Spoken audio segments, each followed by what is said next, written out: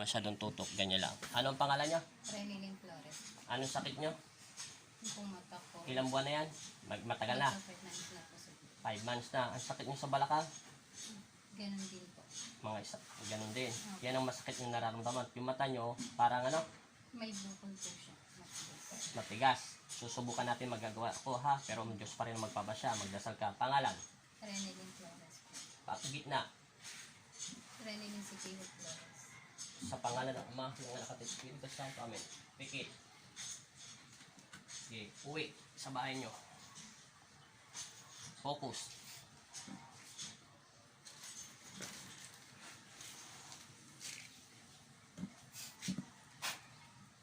Okay, testingin natin. Mainit to, masakit, malamig. Okay. Wala siya nilalabas. Ito. Mainit, masakit, malamig. Wala. Ganon. Kahit katiting. Medyo parang ano lang po siya. Wala. Ito. Wala. Ito. Wala. Sige. Handa ha. Pikit. Uwi dito sa bahay nyo.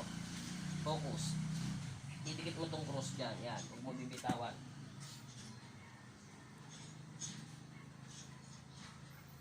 Sige. Saan? Ilang minutes na kaya? 1 minute and 35 seconds. Sa pangalan ng Ama, ng Anak at Espiritu Santo. Amen. Sa pamamagitan ng pagsambit ko sa inyong pangalan, Panginoong Jesus, sa tamang Nazareno, ilawan niyo aking kamay. Kung meron man po nananakit sa loob ng katawan ng taong nito, ng inyong anak, ng inyo, Ama, tulungan niyo po siyang upang makakagaling at may buwasan ng kanyang nararamdaman sa kanang kamay niya at ang lahat po ng nararamdaman niya sa buong katawan niya na pag-aari niyo. Ako'y naniniwala at nanampalataya na dinidinig mo ang aking panalangin sa pangalan ng aking Ama na si Jesus Cristo. Amen. Sa ngalan ng aking Ama na si Jesus, nagtawag ko sa espiritual ng Panginoong Kristo ang taong nananakit sa loob ng katawan ng taong nito. Inuutusan kita bilang instrumento ng Panginoong Kristo. Shit. Uroy ko po. Sige, bunot lahat ng sakit. Tawag yan espiritual. Sige, bunot.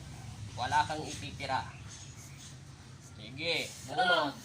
Sa pangalan ni Jesus, sa pangalan ng Ama, ng Anak, at Espiritu Santo, Wow. tinatawag ko sa espiritual ng Panginoong Kristo ang taong nananakit nito. Tanggal, lahat, bunot. Wala kang ititira. Kahit isa. Bunot.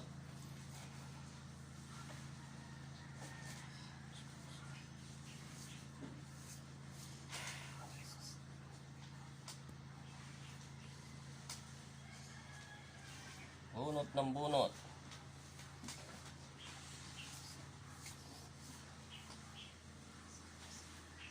Tawag yan, spiritual lang. Labanan dyan, bunot lang.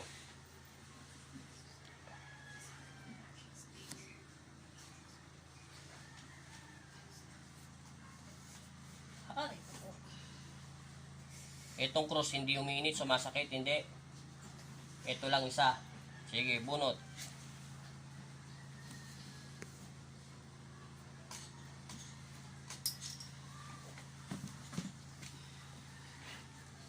Okay, bunot.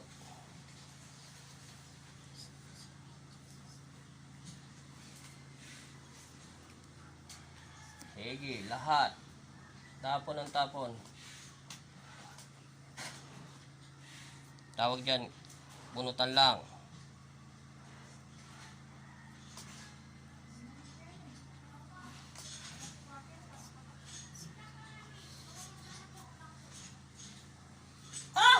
Okay, bunot.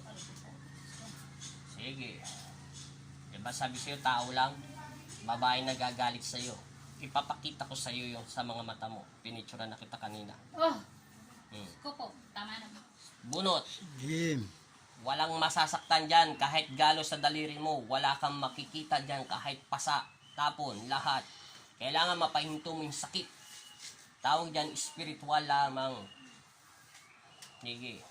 Alisin mo ang takot sa iyong isip at puso. Kung di ang Panginoong Kristo ang maghari sa iyo. Tanggalin mo yung sakit mong 5 months na dyan sa mga mata mo. Sige. Tapon mo pati balakang mo lahat. Ipirmis mo na yung katawan mo, sumandal ka lang doon. Naririnig mo ako, alam ko. Sige, tapon. Tawag dyan, spiritual lang. Tawag dyan, bunot lang. Bubunutin lang yung sakit, itatapon lang sa lupa. Babawasan ng lahat ng nararamdaman mong sakit. Sabihin mo sa akin kung malamig ng mararamdaman mo, pero kailangan mo pahinto mo yung init o sakit na nilalabas nito. Walang gano'n itong nilalabas, oh. Ito, what? Ito, yan, umiinit na. Sige, tapon. Pumirmis ka lang doon sa bahay nyo. Gagaling ka. Sige. Tapon lahat. Sige. Ubos. Wala kang titira. Boom, paano? Tapon sa lupa. Banggitin ng Panginoong Kristo. Tumingi ka ng tawag sa iyong isip lang. Huwag mo nang lakasan. Tawag dyan spiritual. Uulitin ko sa iyo. Mahirap ipaliwanag ng sensya yan. Mahirap rin ipaliwanag sa mga tao yan. Hindi sasakit ang cross o ang stick ng ganong kabilis. Simula ulo, lahat. Tapon, tenga, balikat. Yan, lahat.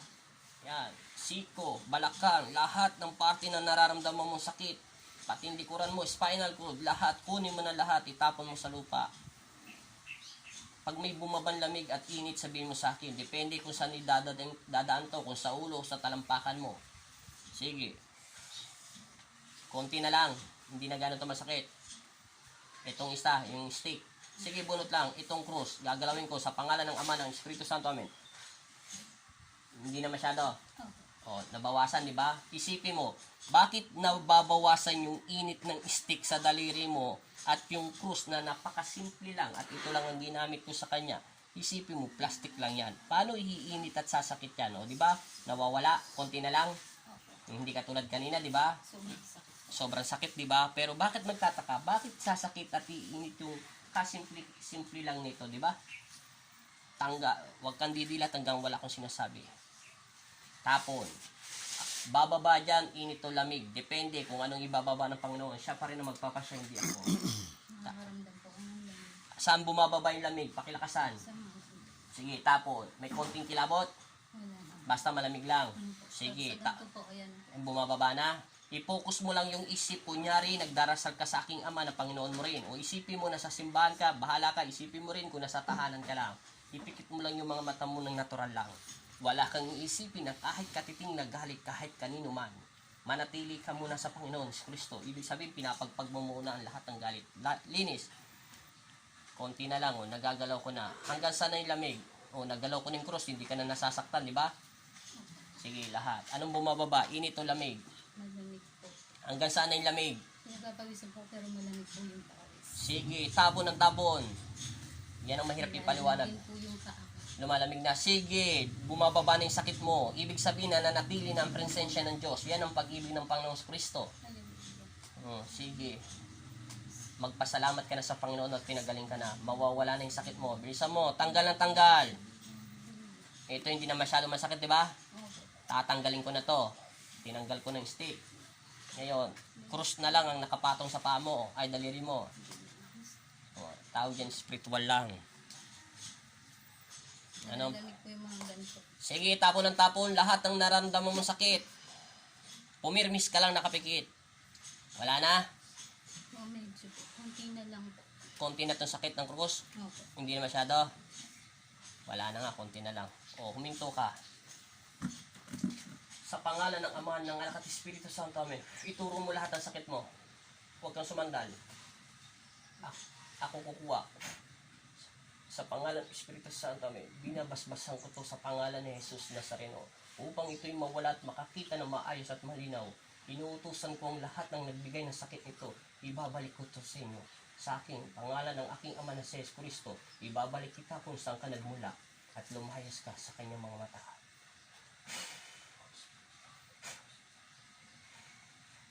Ang lahat naman nararamdaman niyang sakit sa kanyang likuran, pinatanggal ko to sa pangalan ng Kristo. Amen. At ibinabalik ko to kung saan naman pinagmula at lahat ng kanyang sakit sa kabila. Dilat.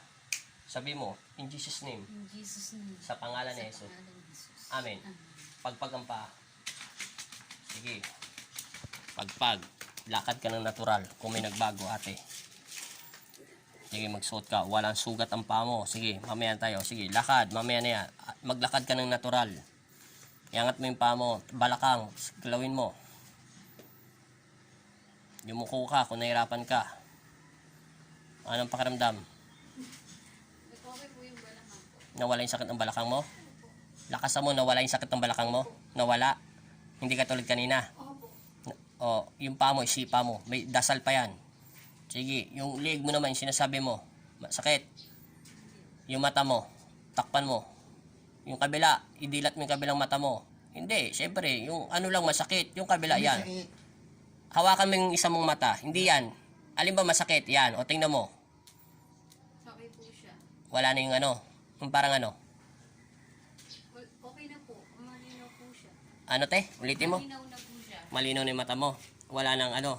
Opo. Yung sako-sakuan mo. Tingnan mo ulit, baka nagbibiro ka lang. Talagang nawala lahat. Sigurado, yung balakang. Opo. Nawala. Dati kasi po gumaganto.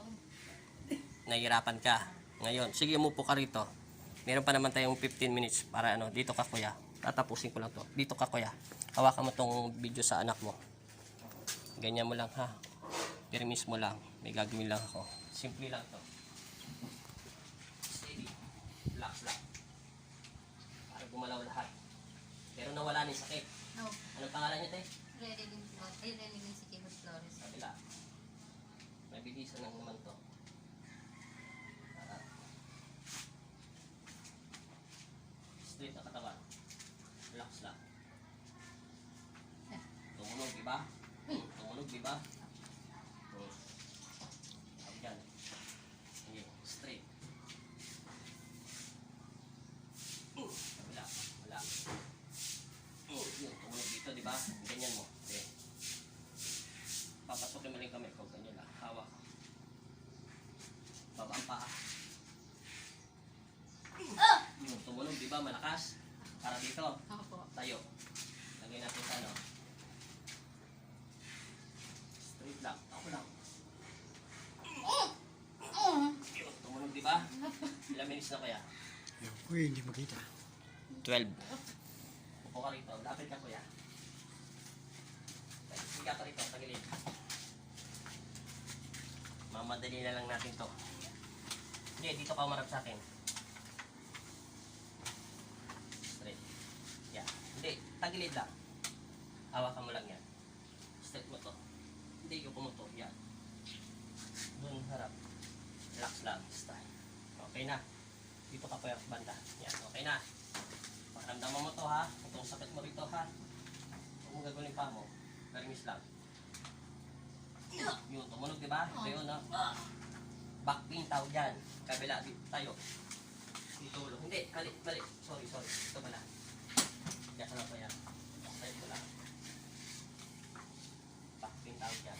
Huwag mo masyadong yan. Dito lang. Straight lang. Huwag mo yukok.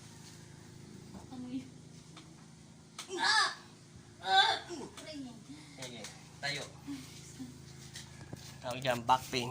Sige. Yung back mo, saka may mga pain yan sa spinal cord mo. Ano pakiramdam? Lakad ka ngayon, kaysa sa una. Ano pakiramdam mo? Nagbago mukha mo. Nagkaroon ng kulay. Ano pakiramdam, te? Masarap po sa pakiramdam. Masarap sa pakiramdam? Siyempre, ang Panginoon naggamot sa'yo, hindi ako. Ano pakiramdam? Sipa mo, pati yung leg mo. Back pain mo. Galaw-galaw lang. Gagalaw lahat yan. Ano pakiramdam? Okay po. Wala na. Wala na sakit yung dito mo. Turo mo. Yumuko ka. Masakit. Wala po. Nawala. Leg mo. Mata mo. Wala na po syempre. Iwan ko na dito. Naiwan, hindi mo naman pupuntahan dito. Ano masasabi mo sa Panginoon? May 14 minutes pa tayo. Napakabuti po ng Panginoon. Diyos ko, wala po akong masasabi sa Kanya. Ano pong Dapat ginawa? lang po tayo talagang manampalataya sa Panginoon. Wala pong ibang tutulong sa atin. Oh, tama. Tama yung sinabi mo. Walang ibang tutulong sa atin kundi ang Panginoong Kristo lamang. Si Jesus o pong Hesus Kristo, di ba? Higit Wala nang kanino iba, man. higit kanino man. Kasi tayo mga tao, doktor man tayo, etc., manggagamot man, o doktor, o police man tayo, etc., politiko man tayo ay mga instrumento pa rin ng Panginoon. Lahat tayo ay pantay-pantay. Kahit tendera pa tayo, tricycle driver tayo ng jeep, di ba? Dahil yung mga himala yan, mahirap ipaliwanag ng sensya yan. Kahit ako, hindi ko rin namamalayan paano kayo gumagaling. Kaya ako nagugulat ako eh. Minsan nga, ano ba to? Anong himalang ginagawa ng Panginoon? Diba? Isipin mo yung mga mata mo, mawawala na yung sakit niyan. Isipin mo yung stick. Paano sasakit yung paa mo? Kita mo yung paa mo. Walang kasugat-sugat yan, ha? O, wala, diba? Walang kakalso-kalso yan, diba? O, isipin mo yan. Paano sasakit yan? Isipin mo yung stick. Napakanipis lang yon. Malipis pa sa posporo yon. Paano iinit at sasakit yon? Kung wala, diba? Kasi yon may dasal yon sa Panginoon.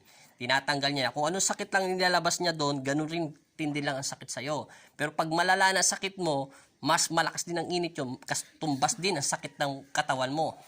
Binabalance niya lang. Okay na, te. Maraming salamat po, Panginoong Jesus, sa mga Nazareno. Basta't lagi niyo suklayan yung nakabutihan yung ginagawa ng Panginoon sa inyo, ha? Una, sa 10 utos ng Diyos, manatili kayo sa Kanya, ha? Okay, thank you, te.